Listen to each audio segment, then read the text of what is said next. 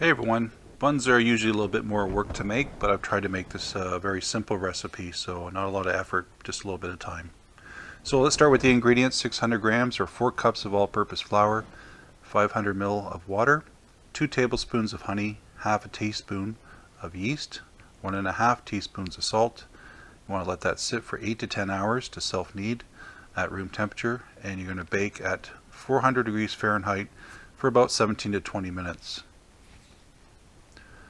So we're going to weigh out our ingredients. I suggest using a kitchen scale, it's more accurate, but if you're just doing the scoop method, it's about 4 leveled off cups of flour. This is just all-purpose flour. You can use bread flour as well.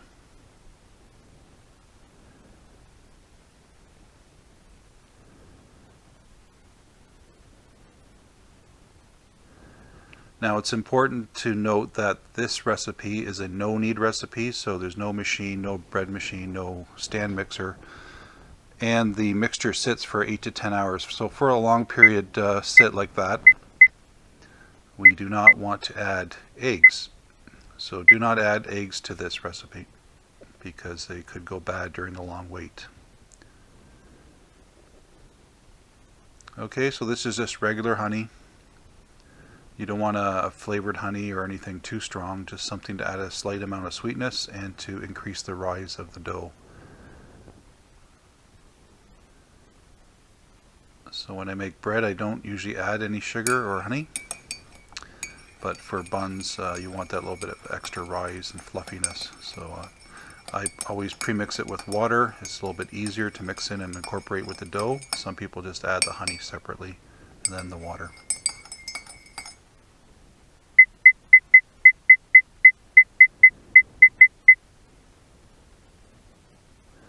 So you always want to add your dry ingredients first. So we got our active dry yeast and our salt, just regular table salt. You don't want any chunky salt. You want to be able to make sure that there's no clumps in your mixture and everything is very evenly distributed. That's why I always use a wire whisk and give it a really good stir.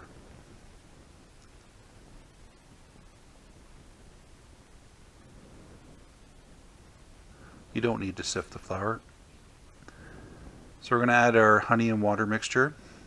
Again, this is 500 milliliters of water, just room temperature tap water. And the honey is liquid honey, but you can also, a solid honey dissolved in water is fine.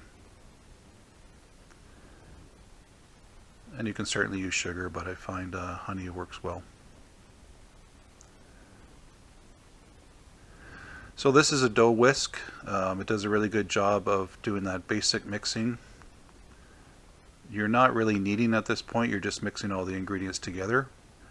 So just making sure that the water is contacting the flour and other dry ingredients. So you just want to give that a quick mix. Shouldn't take you longer than a minute. If you don't have a dough whisk, you can use a plastic or wooden spoon. And as you mix, it gets a little bit harder to stir, so just make sure you don't have a lot of dry flour that's left in the bowl. But if you do, in the bottom, it will get automatically mixed in with the, it'll self-knead and it will absorb that dry flour. So don't worry too much, just as long as you give it a good kind of mix together here, and I even it out.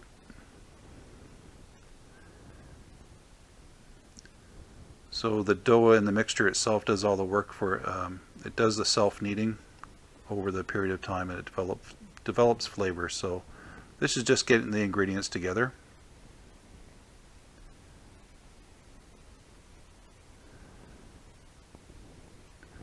So we're going to put a lid on and put it in a part of the house that's a fairly consistent temperature, no drafts.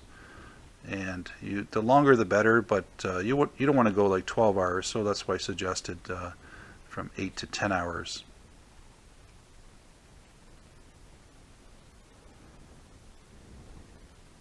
So that honey and yeast will work together to, along with the flour, to get some fermentation going, and you'll see the results in a minute. In the meantime, you want to set up a baking sheet with a rack, and then I have another sheet on top. And the reason I do this is so the bottoms of the buns don't get burnt or scorched. Sometimes if you do it directly onto a pan, you'll end up with a burnt bottom. So this is what I do. It seems to work. This mixture I also make and have a separate video for, so I'll link that in the description. It's a non-stick 3-ingredient mixture. Okay, so you want a well-floured work surface because this dough is going to be very wet and hard to work with. So I'm just kind of spreading it around with a bench scraper. You can do it by hand obviously as well. And you're probably going to have to add a little bit of flour as you go because it kind of gets absorbed into the little buns. So here you see there's been lots of activity. Sure signs of activity are the little bubbles. Okay, so this is after about, I believe, 9.5 hours. But you want at least 8 hours for all the activity to happen and for the flavors to develop.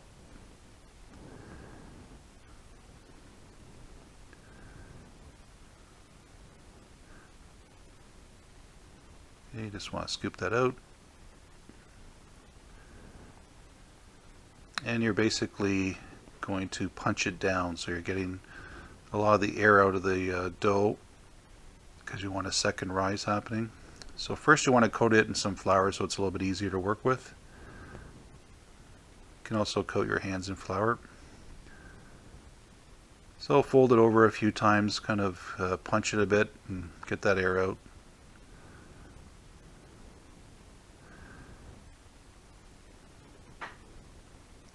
You can see I have a scale off to the side. I kind of weighed my dough beforehand so I know how much it weighs, and I plan to make 12 buns out of this. So you can weigh it, you don't have to. Most of the time I just split it without weighing it. So let's make a cut of 3. So ouch, right down the center, ouch, one off to the side. ouch. And from these 3 you're going to split them into 2. And from those, you're going to split them again into 2. And you keep doing that, and you'll end up with 12. And these buns are kind of half in between kind of a dinner roll and a regular hamburger bun. So a medium-sized bun, not too large, not too small. Of course, everything's pretty sticky at this point, but just add a little bit of flour here and there. Don't overdo it with the flour, but where you need it.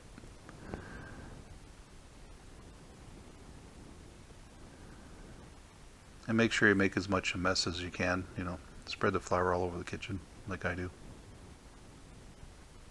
So you want to just sometimes rotate it and punch out and squeeze and pinch and get some of that air out and form it into a manageable ball.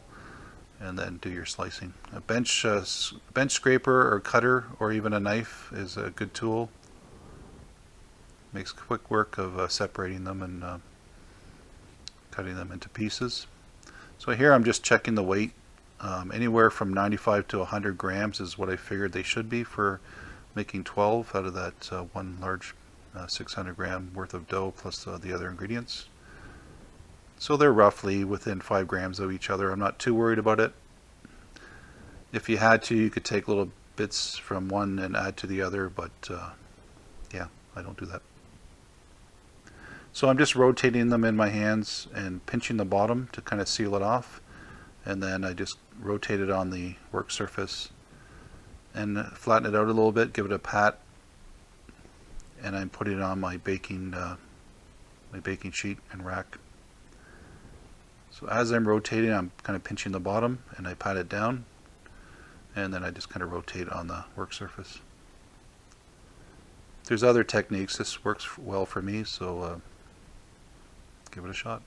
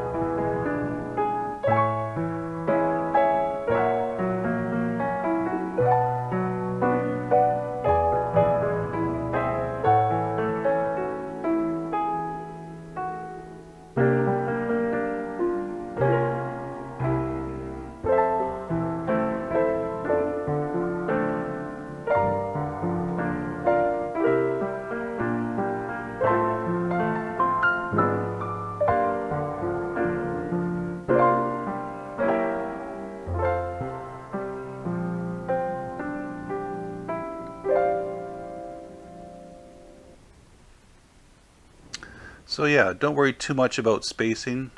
They are going to kind of grow into each other, but at the end you can just tear them apart when they're done baking. So you're going to put it in for 30 to 40 minutes.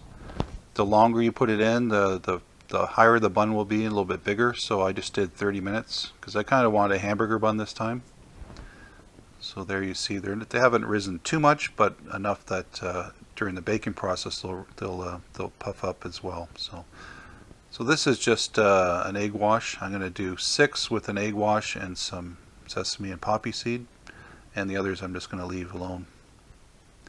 So it's your own preference what you want to add to the top. The egg wash will brown your buns quite a bit. Sometimes you can add a little bit of water to the mixture, but this is just straight egg white. And I don't win any points here for my technique for adding the seeds, so bear with me.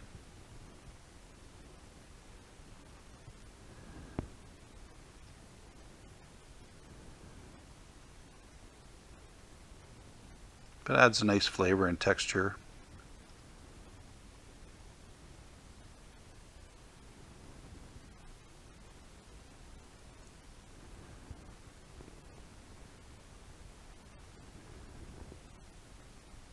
Okay, so we're into the baking portion of the video, and we'll go at 400 degrees Fahrenheit for 17 to 20 minutes. So this is time-lapse video for 17 minutes. You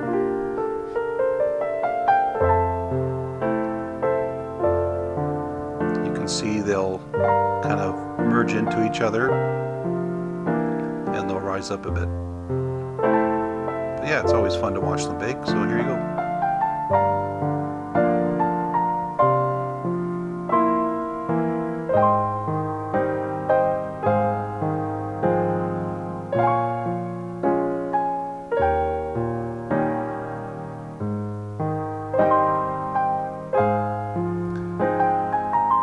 Our oven does have a convection feature, but I did not use it, even though you do see a fan in the background. It does come on and off, but that's just a regular feature of the oven. If you do bake with convection, reduce your time by a few minutes, but generally not by much for such a short period of time. So 400 degrees, I found 17 minutes was kind of where I needed to be. If you need to go a little bit longer or a little bit less, you really have to watch them.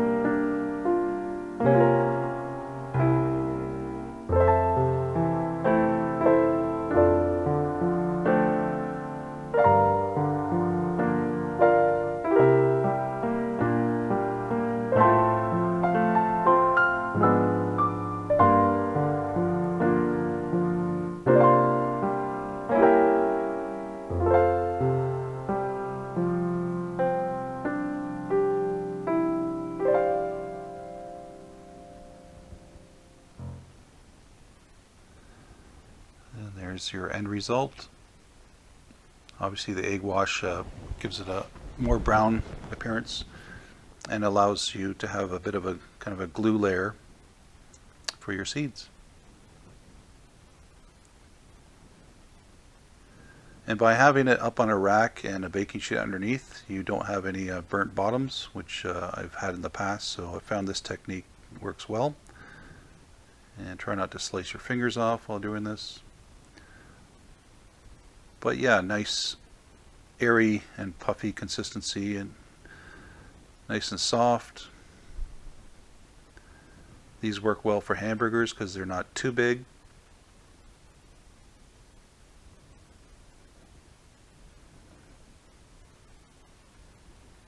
And of course, if you like butter, you're going to have to give that a try. These were still warm.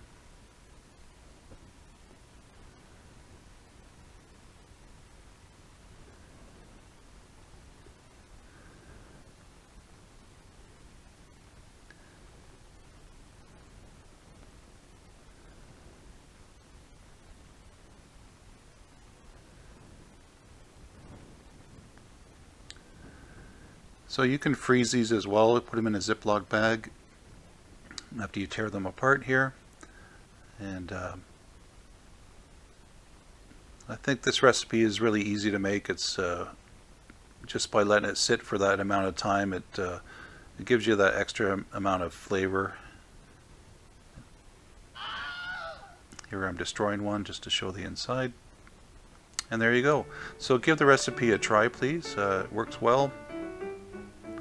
And please subscribe for upcoming videos. Appreciate you watching. Thank you.